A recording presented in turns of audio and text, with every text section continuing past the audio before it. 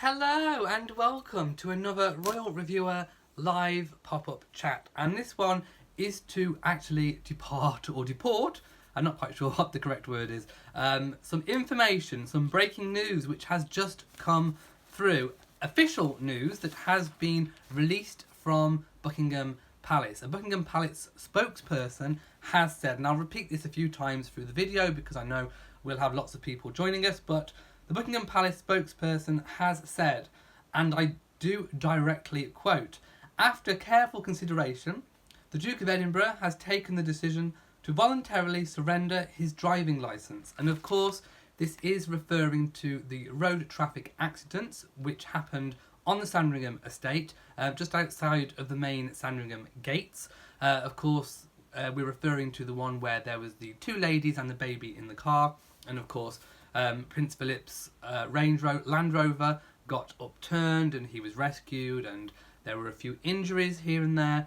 And if you cast your mind back to the video I made around that time, I did actually say that I thought that he would make the right decision. He would come to the right decision in his own time. And I think it seems like he has. And I think that the investigation must have been completed by now, and I would imagine it is on the advice of the police, and possibly even for legal reasons, because I think if you surrender your driving licence, you can potentially avoid some legal ramifications, shall we say, if you actually do that. Now, I'm going to go to the chat room and see what people are saying, but I also, in the second part of this video, want to say that even though Prince Philip, the Duke of Edinburgh, has actually given up his driving licence, I don't actually think we are going to be seeing the end of Prince Philip driving. And of course, I will tell you why I think that. So first of all, like I said, I just need to find the chat room, and my computer is being a little bit slow. So I'll just wait for that to catch up. Here we are. So let's just see, please let me know in the comment section below how you feel about this news. Do you think it was the right decision for Prince Philip to make? Do you think the timing is right with it? Hello to everyone, by the way. Okay. So yes, people saying it's a wise choice. Camille says, losing your independence is so very hard.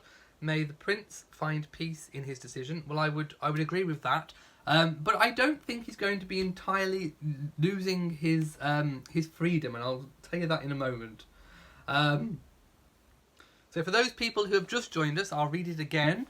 The Buckingham Palace statement from a spokesperson says, "After careful consideration, the Duke of Edinburgh has taken the decision to voluntarily surrender his driving licence." And that is all the information we have at the moment, and I think that's probably all the information we are going to have. Now, I shall tell you why I think this is not actually the end of the Prince's driving career.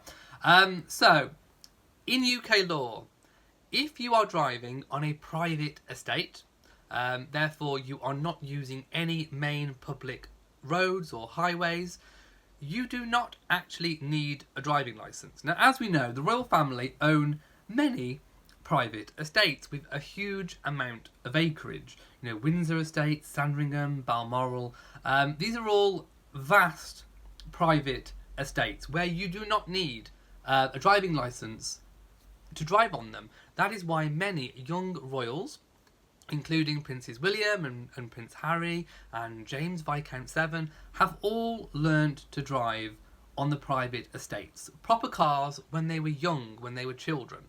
So, I've got a sneaky suspicion, in fact I think I said this in one of my predictions that I made when all of this news first broke, was I said that what I thought would happen is he'd give up his driving licence and then he would drive privately on the estates. So, just because he's given up and surrendered his driving licence, I still think that he will probably be driving in private on the private estates. Now, as we know, Sandringham in particular is made up of lots of different farms, actually, where public roads crisscross through the Sandringham estate. That is where Prince Philip, the Duke of Edinburgh, had his accident. He was going from one part of the estate, crossing a public road, to get to the main gates to go into the main Sandringham house. So, the only thing really that he won't be able to do is to drive across that main public highway. Although there may even be a way around that, because he's supposed to be accompanied by a close protection officer, which of course is basically a police officer. I don't know the rules regarding if you are okay to drive, even without a licence, if you have a police officer in the car with you. I'm not quite sure about the legality of that. However, if he can do that, then obviously there's no change for Prince Philip. He will still be able to drive across the public road. Do I think that will be a PR disaster? Yes. However, he could also decide to stop at the main Sandringham gates, do a switcheroo with a driver to cross the road, and then obviously switcheroo again and drive back to Wood Farm. On the main Windsor and Balmoral estates, this isn't such a problem because they are vast, and I don't think you have to particularly crisscross many public roads, if any at all. So, is it the end of Prince Philip's driving career? Probably not. I still think he will be having his hands behind the wheel, just in private, and certainly, accompanied by somebody, hopefully the close protection officer, which I think should have been there in the first place. So I want to see what people are saying. World Peace says, so that's how it happens. So he was just crossing a public street from one of his properties to another. Yes, that is exactly how it happened, because he basically resides at a farm called Wood Farm, which is part of the Sandringham estate.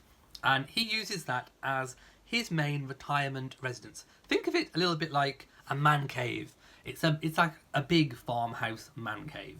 And he spends his time there rather than using the main big Sandringham house, because that would cost a lot more money to run with him in it than simply a wood farm. Well, what's called Wood Farm. Obviously at Christmas, the Queen resides at the main Sandringham house, but the Queen does also stay with Philip at Wood Farm too. So it's kind of like a little retirement man cave pad, and where he indulges in all of his hobbies and all of that kind of thing. Cassie says, love your look with the glasses. Thank you so much. It's my news reading glasses, because this is breaking news. Amy says, I'm glad that Prince Philip made the decision for not only his safety and health, as well as all who is on the road, public. My grandmother did the same thing by advice of her physician. I always said I thought that he would make the right decision, and it seems he has. Sally says, you are absolutely right. He needs someone to escort him when he wants to go. I think so too. Shelley says, it's about time he gave up his licence, but I thought he, as husband of the Queen, was exempt from having a licence. No. Although there were some questions about whether he did have a licence or not because of his age. And it turns out that he must have had a licence for him to surrender one. So he must have taken a test at some point to have gotten a licence. But no, he's not exempt. It's only the Queen that is exempt from the law, because she is the law, basically. All of the law is done on her behalf. So that is why she is technically exempt from any crimes, should she wish to commit them. Joni says, it's always something the seniors never like to give up. I agree, it is about independence. But it needs to happen so he doesn't kill anyone. It was a nasty accident, and, you know, whether age was the primary factor, or whether it was something that could have happened to anybody, being the dazzling light, and just, I suppose, you know, just not seeing what's coming, making a bad decision, is, like, personally what I think it boils down to. You know, I just keep thinking about myself. If I was in that position, if I was there, if I was dazzled by the light, if I couldn't see anything coming, made the decision to go, and then suddenly something whacks you in the side. I think it's an accident that could have happened to anybody. Whether age played a factor in that decision making, I don't know. Whether it was reaction times, but the police have obviously come to their conclusion and perhaps given advice. Margaret says, everyone is so concerned about Prince Philip. Does anyone know what's going on with the victims? Well, we've heard a lot from Miss Fairweather, haven't we, in the media. Basically, all of kind of their claims and things all go through their insurance company. So, for example, the vehicle, the Kia, would have been possibly repaired or replaced by insurance claims. They can do a personal injury claim, but again, that's usually done through the insurance companies, and then there's kind of standard amounts that are given if found in that person's favour. So, just because it's Prince Philip and they obviously have money, it doesn't mean to say that they're going to be getting any more than what they would have if, you know, just anybody, if Joe Bloggs would have hit them. So it doesn't make any difference about Prince Philip's money. It just basically boils down to what the injuries were, what the inconveniences were, costs involved, blah blah blah. And let's not forget, in the UK we don't have personal medical bills. It's all done through the NHS. So Miss Fairweather wouldn't have had any medical bills. So technically speaking, you know, if an insurance claim was made, it wouldn't be a terribly great amount, I would say. Misty Fleetwood says, I have been involved in a wreck because of the sun. I was stopped waiting for someone to turn and I got rear-ended. The girl who hit me was blinded by the sun. Exactly. It is the type of accident that I think can happen to anybody. But I think with the growing scrutiny and, you know, perhaps just maybe a general feeling himself, he's come to that conclusion. And again, just for people that are joining us, I will read the Buckingham Palace statement, which reads, of course, breaking news. It says, after careful consideration, the Duke of Edinburgh has taken the decision to voluntarily surrender his driving licence. And that is all we know at the moment. And I have, of course, said why I think he will continue to drive on the private estates, because you don't actually need a licence to do so, and that the royal family have vast private estates. In fact, I think Sandringham may be one of the only ones where public roads crisscross the main part of it. Of course, public roads will crisscross some of the others. I think they do. Possibly for Balmoral, I think. But, you know, he will be able to drive, you know, privately on those estates. Just maybe not cross that big main road that is a public road. Tonya says, I always love to listen to me because you know it's going to be the truth. Well, of course, I will tell you what I know. Shelley says, you're awesome. Any updates on the rest of the royal family? No. In fact, I was going to record a few videos and put them out tonight. In fact, I still might do. And I still need to film some of my weekly vlog and get that finished. But then this breaking news story happened, so of course I had to come on and tell you all what I know about this. Misty says, I feel terrible for Prince Philip. He's only getting bashed because of his age. Has anything been released on how it happened?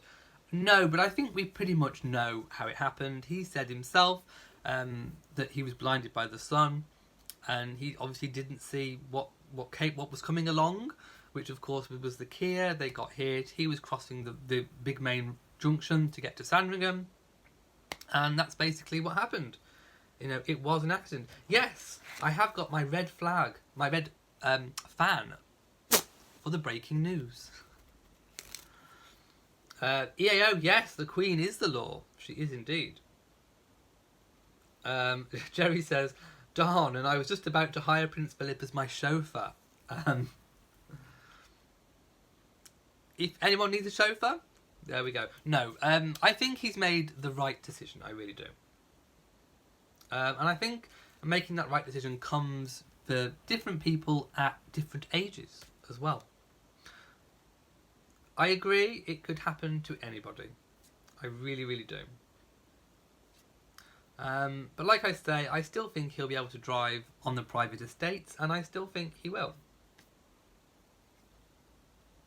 Yvette says Prince Philip is doing the right thing. That's okay, Margaret. I will answer as many questions as I possibly can. Candice says, I feel sad for His Royal Highness. However, I believe he made the best decision for many reasons, so good on him. I would agree indeed. And yes, of course, he can still drive his carriage. He can still do carriage driving. You don't need a licence to do carriage driving.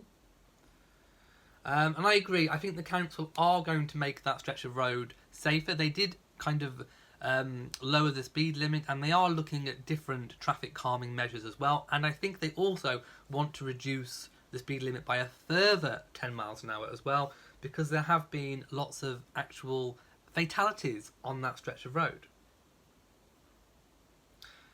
Cameron says, I'm thinking the Queen may have had a word.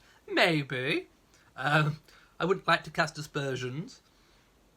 Veronique respects his choice and decision. I would agree too. Yes, the Queen has left Sandringham. She always leaves the day after a session day. So I think now she'll be safely tucked away in Windsor, actually, because that's where she spends her weekends. And then obviously back to work Monday. Book Princess says, maybe I should go and be a chauffeur for Prince Philip. I don't like driving terribly much. I do drive. I can drive, but it's not my favourite thing to do, I must say. I prefer to be driven. I think I was born to be driven, don't you think? I think I need my own chauffeur. And yes, the Queen is back in London. Yes, it's my breaking news glasses. So basically, I'm going to leave it there because there isn't anything else to tell you guys other than the official statement and basically what I think about the fact that he will probably still continue to drive, but privately. So, if you have enjoyed this video, please give it a big old thumbs up. Don't forget to share on social media, and also make sure you hit the notification bell so that you know whenever I upload a new video. Also, please do make sure you are subscribed to this channel. So, from me, in Shropshire, goodbye.